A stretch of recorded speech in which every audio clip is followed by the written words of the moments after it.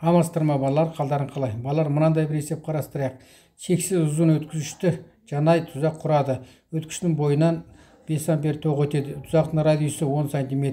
Тұзақтың центрінде майнит өрісінің индукциясын табыңдар. Бұл жерде балалар майнит өрісі индукциясының суперпозиция принципінің формуласын жазып қойып алдымен. Яғни жалпы майнит өрісінің индукциясының шамасы В кем болады? В1 қосу В2. Бұл майнит өрісі индукциясының суперпозиция принципі. Енді бізде балалар мына шексіз түзу тоғы бар түзу өткізгішпен майнит дөңгелек тоғы бар дөңгелек орамынан тоқтары бақтас болып тұр. Сондықтан бұларды майнит өрісі индукциясының шамалары бақтас болады. Сондықтан екеуі қосылады. Енді модуль анықтап жатырмыз, балалар. В тең болады. Сонда В1 қосу В2. Екінші формула. Енді біз тоғы бар радиусы ер дөңгелек орамның центрінде майнит өрісі индукциясының формуласын жазып қояйық. Центріндегі В1 тең болады мю нөлевой И бөлінген 2 ер. Дөңгелектікі. Дөңгелек үшін. Енді В2 шексіз тоғы бар өткізгіш үшін жазып қояйық. Ол мю нөлевой И бөлінген 2 пи ер екен. Бұл шексіз түзу өткізгіш үшін ұзындығы, шексіз түзу өткізгіш үшін. Енді 3 пен 4-ті 2 қоямыз, жазайық, балар. 3 пен 4-ті 2-ге қоямыз. Сонымен В тең болады мю нөлевой И бөлінген 2 ер қосу мю нөлевой И бөлінген 2 пи ер. Енді жақша сыртына ортақ физикалық шаманы шығарып жіберейік. Мю нөлевой И бөлінген 2 ер шығады. Жақшаның ішінде сонда 1 плюс 1 бөлінген пи қалады. Пи.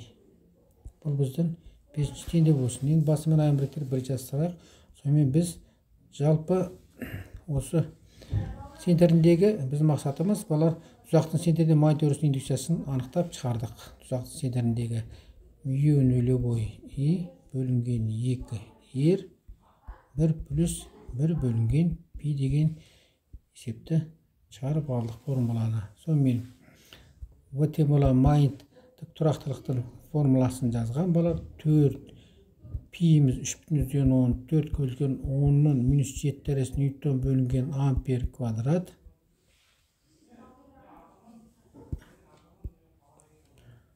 Көбейтілген тоқтың шамасы балар 5 ампер бөлінген радиусымыз балар 10 см, 10-ның минус 1 дәрежесі метр. 1 плюс 1 бөлінген 3,14. Солай қойы балар. Енді есептей салу ғане қалды. 1-ді 3,14-ке бөлейік. Алдымен. Біз енді балар ампер квадрат пен ампер қысқарады. Сонда ньютон бөлінген ампер көбейтілген метр тесланы береді екен. Тесла бірлігі шықты. Енді дәрежесі минус 6 қалды. 10-ның минус 6 дәрежесі. Енді коэффициентін ғана шығару қалды.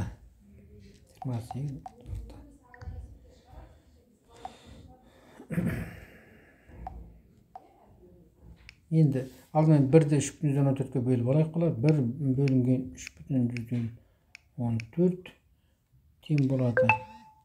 Қосу 1 көбейту 5 көбейту 4 көбейту 3,14 82,18 82,18 немесе балар В тең болады 83 микро тесла екен. яғни біз ұзақтың сетерде майт өрісінің индукциясын нақты мәнін тауып алдық, формуласын құрта отырып. Осымен бала сабағымыз аяқталды. Қош сау болыңдар.